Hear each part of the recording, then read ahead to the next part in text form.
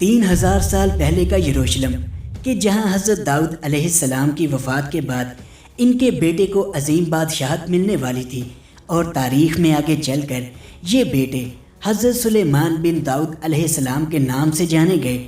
لیکن اپنی بادشاہت شروع کرنے سے پہلے انہوں نے 3 بہت ہی اہم دعائیں مانگی۔ آپ علیہ السلام کی پہلی دعا یہ: اے میرے رب، جو آدمی بھی اپنے گھر سے صرف عبادت کرنے کے مقصد سے ہماری مسجد اقصیٰ میں آئے، وہ گناہوں سے یوں پاک ہو جائے جیسے پیدائش کے دن ہوتا ہے۔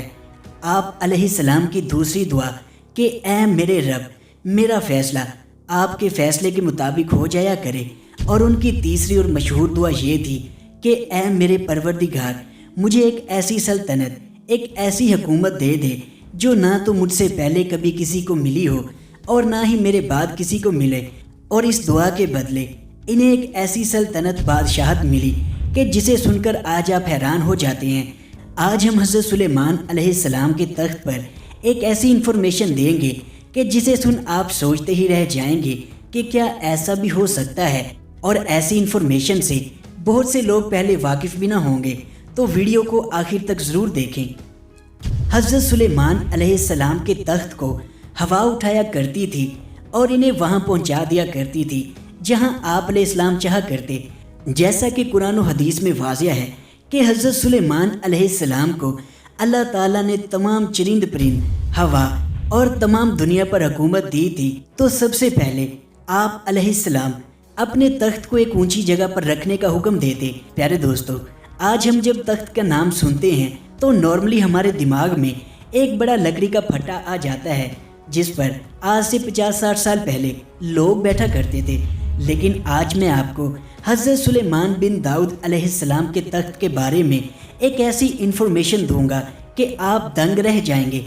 پیارے دوستو، اس تخت پر 1000 شیشے کے محل تھے، جس پر ہر محل یعنی ہر سیکشن پر ایک کمرہ تھا، یعنی کہ ٹوٹل 1000 کمرے کہ جن کی لکڑی پر شیشے کا کام ہوا کرتا تھا۔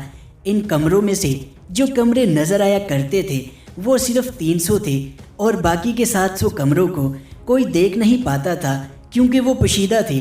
اور جب اس تخت نے اڑنا ہوتا تو ایک تیز ہوا کا جھونکا آتا، اور ہوا اس قدر طاقتور ہوتی کہ تخت اوپر کی طرف اٹھ جاتا، اور جب تخت ہوا میں ہو جاتا تو یہ تیز ہوا کا جھونکا ایک نرم ہوا میں تبدیل ہو جاتا، اور ہوا پھر اسے نرمی سے آگے کی طرف لے کر چلنے لگتی تھی۔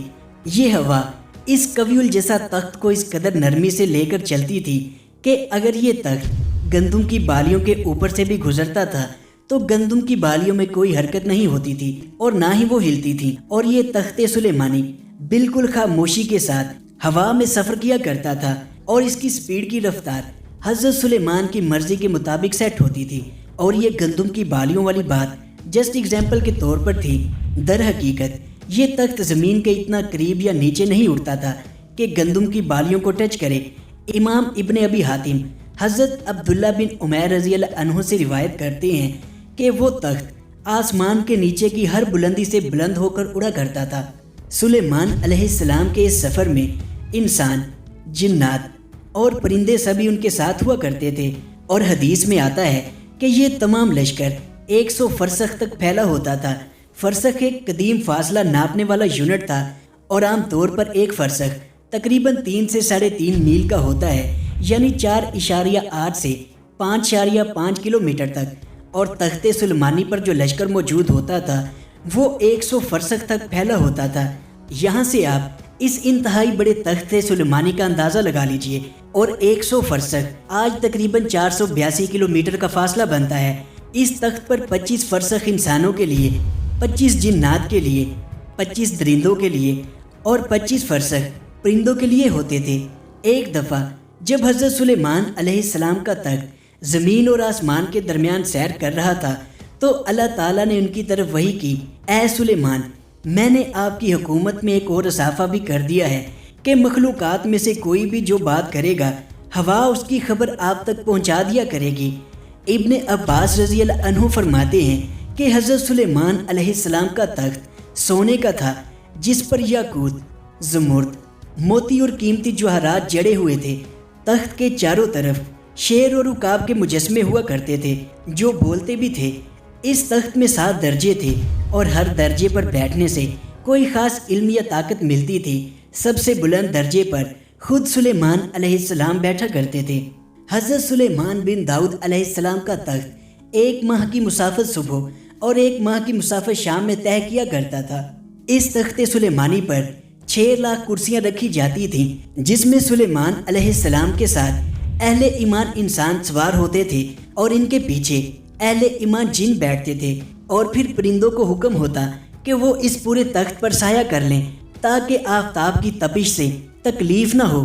علامہ قرطبی رحمۃ اللہ علیہ نے ذکر کیا کہ 4 لاکھ کرسیاں تخت پر رکھی جاتی تھیں، اور پھر تخت کے اعتبار سے انسان و جنات بیٹھتے تھے اور صبح کے وقت بیت المقدس سے استخر کا سفر کرتے تھے اور پھر رات واپس بیت المقدس میں گزارتے تھے۔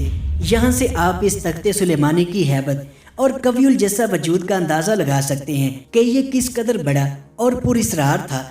امید ہے کہ آج کی اس ویڈیو سے آپ نے بہت کچھ نیا جانا ہوگا۔ میں ملوں گا آپ سے ایک نئی ویڈیو کے ساتھ۔